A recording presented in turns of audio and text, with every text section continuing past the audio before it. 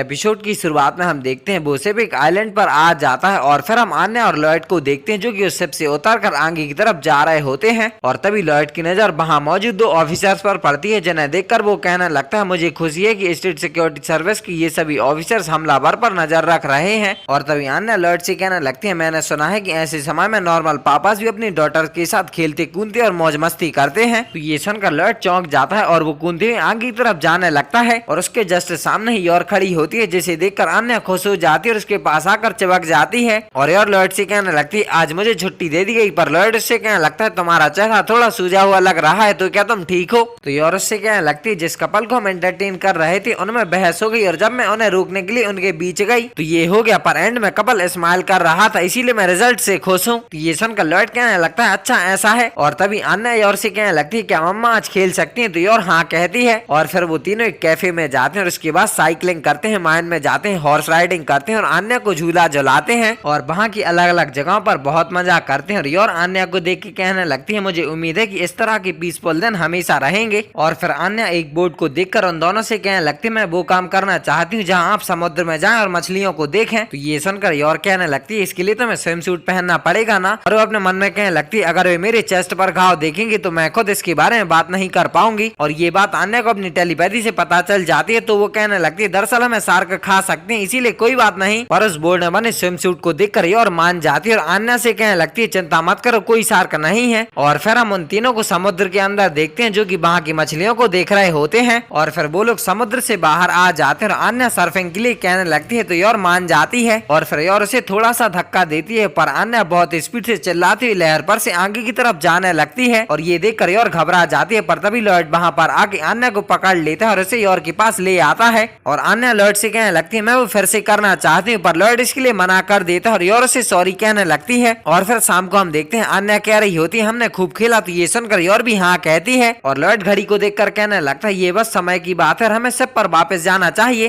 तो यार भी हाँ कहती है और तभी उसे बहुत नींद आने लगती है, तो वहीं पर लॉयड के कंधे पर सो जाती है और उसके साथ में आन्या भी वहीं पर सो जाती है। तो लॉयड उन दोनों को गोदी में उठा लेता है और वहां से आगे की तरफ जाने लगता है और अपने मन में कहने लगता है मैं अनुमान लगा रहा हूँ कि ये जॉब उसके लिए बहुत कठिन थी और फिर भी उसने आन्या की रिक्वेस्ट को मानने की पूरी कोशिश की। और ये कहकर वो स्माइल करने लगता है, कहने लगता है तुमने एक ग्रेट जॉब की। और ये कह के वो उन दोनों को लेकर शिप की तरफ जाने लगता है और फिर वो शिप उस आइलैंड से निकल जाती है। और फिर वो तीनों घर आ जाते हैं और आन्या को देखकर तो बॉन्ड रोने लगता है और वो तीनों घर आकर बहुत खुश होते हैं। और फिर हम देखते हैं हैंडलर लॉयड से कह रही होती है लॉरेलाई पर ये घटना, हालांकि इसकी पब्लिकली अनाउंसमेंट नहीं की गई है और जाहिर है बहुत सारे पैसेंजर्स लापता हो गए, पर इन सभी के पास फर्जी आईडी थी। और लॉयड इससे कहने लगता है मैंने वास्तव में कई सस्पिशियस लुकिंग कैरेक्टर्स देखे, तो हमें उन पर गौर करना चाहिए। तो हैंडलर उससे कहने लगती है जाहिर तौर पर स्टेट सिक्योरिटी सर्विस को लगता है कि इसमें कोई दूसरा देश शामिल है, पर हम अपनी ओर से ऑस्ट्रेलिया में किसी भी एक्सट्रीमिस्ट पर नजर रखेंगे और इसमें एस्ट्रिक्स भी शामिल होगा, तो मैं तुम पर भरोसा कर रही हूँ। तो ये सुनकर लॉयड हाँ कहता और हैंडलर उससे कहने लगती है बॉम्बिंग इंसिडेंट को छोड़ दे तो तुम्हारा वेकेशन कैसा रहा और क्या लिटिल आन्या खुश थी? पर लॉयड उससे कहने लगता है मेरे काफी वेकेशन हो चुके हैं और वे मेरे सामान्य मिशन की तुलना में कहीं ज्यादा कठिन है। और ये कह के लॉयड वहाँ से चला जाता है। और फिर हम देखते हैं और आन्या सो रही होती है और आन्या ने एक ड्राइंग बनाई होती है। और फिर हम देखते हैं और शॉपिंग मॉल आ गई होती है और वो अपनी फ्रेंड्स के लिए कुछ लेकर आई होती है जो कि स्केलेटन की चेन्स होती हैं। पर उसे देखकर कैमिली कहने लगती है तुम्हारे टेस्ट में क्या खराबी है? और आमतौर पर लोग अपने साथियों को बायन दिलाते हैं और स्नैक से स्मृति चिन्ह के लिए अदर आइटम्स है ना। और हम और के पास्ट का सीन देखते हैं आन्या उससे कह रही होती है पापा मेरे लिए ये नहीं खरीदने के, तो मम्मा मेरे लिए ये खरीदो। तो उन की चेन्स को देखकर और कहने लगती है ये बहुत कूल है मिस आन्या और मैंने कैमिली और अदर्स के लिए स्मृति चिन्ह के रूप में लूंगी। और ये याद करके वो अपने मन में कहने लगती है लॉयड ने यूरी के गिफ्ट के लिए कुछ स्नैक्स चुने, तो क्या मुझे बस उन्हें वो दे देने चाहिए? हालांकि ये सभी के लिए पर्याप्त नहीं होगा। और तभी कैमिली उससे कहने लगती है मैं ये नहीं कह सकती कि मुझे तुमसे ये उम्मीद नहीं थी। और शैरॉन कहने लगती है मुझे लगता है कि मैं इसे अपने बच्चे को दूंगी। और फिर हम यूरी को देखते हैं जो कि बहुत खुश होता है और उसे देखकर वो ऑफिसर उससे कहने लगते हैं क्या तुम्हारी सिस्टर के साथ कुछ हुआ है? तो ये सुनकर यूरी उनसे कहने लगता है मैं सरप्राइज हूँ कि आप जानते थे कि ये मेरी सिस्टर के बारे में था।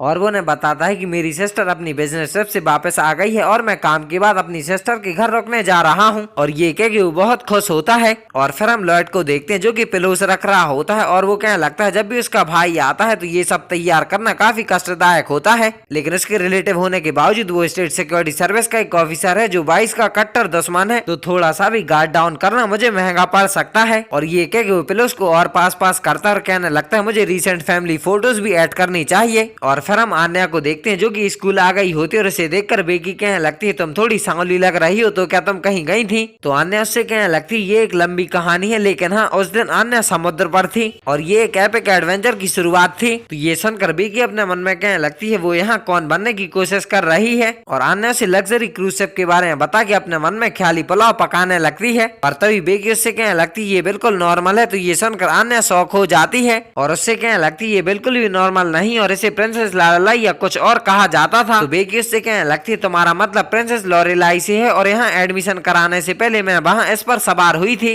और हम एम्पीरियल स्वीट में रुके, लेकिन ये मेरे लायक नहीं था। तो आन्या उससे कहने लगते हैं आन्या 3rd क्लास की जेल सेल में रही। तो ये सुनकर डेमियन का चमचा उससे कहने लगता है अगर मैं 3rd क्लास में रहूं तो मुझे इसके बारे में बात करने में बहुत शर्मिंदगी होगी, पर छोड़ो इसे, मुझे कॉमनर्स के लिए बहुत बुरा लगता है। तो ये सुनकर आन्या को शर्म आने लगती है और बेकी उससे कहने लगती है मैंने अपने पापा से मुझे बर्लिन लव की एक्ट्रेस राचेल के साथ पार्टी करने के लिए कहा और वहाँ लगभग 100 लोग थे और मुझे पर्दे के पीछे की कहानियां सुनने को मिली। ये सुनकर सारे बच्चे उसके पास में आ जाते हैं और उसकी तारीफ करने लगते हैं और कहने लगते हैं हमें रेचल के बारे में और बताओ। और ये सब देखकर आन्या खुद को रोक नहीं पाती और वोट के कहने लगती है आन्या के सिर पर सचमुच सैकड़ों पागल लोग थे और जाहिर तौर पर उनमें से कुछ दूसरे देश से आए थे। तो ये सुनकर कुछ बच्चे उससे कहने लगते हैं हमें इंतजार मत कराओ, हमें बताओ कौन। तो आन्या उनसे कहने लगती है तुम जानते हो इसे कलेंट चैन, बारनवी की तरह और सुपरमैन जो टेलीपोर्ट कर सकता था। और आन्या उन सबको कुछ झूठी बातें ही बता रही होती है। तो एक लड़का उससे कहने लगता है आखिर ये लोग कौन है? तो आन्या उसे बताती है बैड गाइस। तो ये सुनकर वो सारे बच्चे हंसने लगते हैं और एक लड़का आन्या से कहने लगता है क्या तुम्हारा सामना कुछ पायरेट से हुआ? और एक और लड़का उससे कहने लगता है मैंने न्यूज में ऐसा कुछ नहीं सुना। तो आन्या उससे कहने लगती है ऐसा इसीलिए क्योंकि वो एक सीक्रेट बैड गाइस का ग्रुप है और सच तो ये है कि वे समुद्र के तल से आए थे और वे थे ऑक्टो पीपल। पर उसकी बातों पर कोई भी ध्यान नहीं दे रहा होता है और सारे बच्चे बेकी से रेचल के बारे में बात कर रहे होते हैं। तो ये देखकर आन्या शौक हो जाती है और चुप होकर वहीं पर बैठ जाती है। पर उसकी सारी बातें डेमियन और उसके चमचों ने सुनी होती हैं और डेमियन का एक चमचा कहने लगता है वो बहुत बड़ी झूठी और मुझे लगता है कि वो एक तरह से हीरो है। तो डेमियन उससे कहने लगता है कम से कम तुम उसे देखकर कभी बोर नहीं होगे। और तभी वहाँ पर उनके टीचर आ जाते हैं और कहने लगते हैं क्या तुम सभी ने अपने ब्रेक को एंजॉय किया? तो वही लड़का उठ के उनसे कहने लगता है जाहिर तौर पर फॉरकर ने कुछ ऑक्टा लोगों को हरा दिया। तो ये सुनकर सारे बच्चे हंसने लगते हैं। आन्या का शर्म के मारे पूरा मुंह लाल हो जाता है। और फिर हम देखते हैं स्कूल की छुट्टी हो जाती है और बेकी और आन्या साथ में जा रही होती है और बेकी उससे कहने लगती है हम ह्यूमंस ऐसे क्रिएचर्स हैं जो चीजों को सजाने संवारने की कोशिश करते हैं, लेकिन अगर तुम अपने आइडल सेल्फ के करीब पहुंचने के लिए कड़ी मेहनत करती हो तो तुम एक लवली लेडी बन जाओगी। और यही बात मेरी मम्मा ने मुझसे कही थी। और तभी जॉर्ज वहाँ पर आके आन्या से कहने लगता है लेकिन तुम्हें झूठ बोलने में सावधानी बरतनी चाहिए, नहीं तो तुम भी मेरी तरह अकेली रह जाओगी। तो ये सुनकर आन्या शौक हो जाती है। और फिर हम यूरी को देखते हैं जो कि लॉयड के घर पर आया होता है और यूरी से कहने लगती है मैंने तुम्हारे लिए कुछ स्नैक्स खरीदे हैं। तो यूरी उससे कहने लगता है मैं हमेशा उन्हें ट्रेजर करके रखूंगा। और तभी आन्या घर वापस आ जाती है पर वो उदास होती है। तो उसे उदास देखकर यूरी उससे कहने लगती है क्या बात है मिस आन्या? और फिर आन्या उन्हें सब कुछ बता देती है और कहने लगती है उन्होंने मुझे झूठा कहा। और आन्या थोड़ी रोई तो लॉयड उससे कहने लगता है तुम इस तरह झूठ क्यों बोलोगी? तो आन्या उससे कहने लगती है क्योंकि मैं अलग दिखना चाहती थी। तो लॉयड उससे कहने लगता है यदि तुम अपने इमोशंस को हावी होने देती हो और लापरवाही से झूठ बोलती हो तो तुम जल जाओगी। तो सबसे पहले तुम अपने झूठ को विश्वसनीय बनाने के लिए पर्याप्त डिटेल्स इकट्ठा करने की जरूरत है और यहाँ वहाँ को सच्चाई पर काम करो। और ये सब कुछ वो अपने मन में सोच रहा होता है। पर वो आन्या से कहने लगता है लेकिन झूठ बोलना अच्छा नहीं है। और यूरी उससे कहने लगता है मैंने अपनी पूरी लाइफ में उनमें से बहुतों को देखा है जो झूठ बोलते हैं और भी ट्रेस के अलावा कुछ नहीं है और मैं जो हूँ उसके बारे में झूठ बोलने का एकमात्र कारण मेरी सिस्टर है। और ये सब कुछ वो अपने मन में सोच रहा होता है और आन्या से कहने लगता है ट्रेस ही झूठ बोलता है। तो ये सुनकर और कहने लगती है हाँ बिल्कुल, तुम जब भी संभव हो अपने प्रति सच्ची रहना चाहोगी और मुझे यकीन है कि तुम सभी के साथ मिलजुल सकोगी। और ये सब खुद एक दूसरे से झूठ बोल रहे होते हैं और आन्या कहने लगती है झूठ बोलना बहुत कठिन काम है, इसीलिए मैं अब ऐसा ना करने का प्रयास करूंगी। और ये एपिसोड यहीं पर खत्म हो जाता है। आई होप आप सभी को वीडियो पसंद आई होगी। तो मैं मिलता हूँ किसी अगले एपिसोड के साथ बहुत जल्द। तब तक के लिए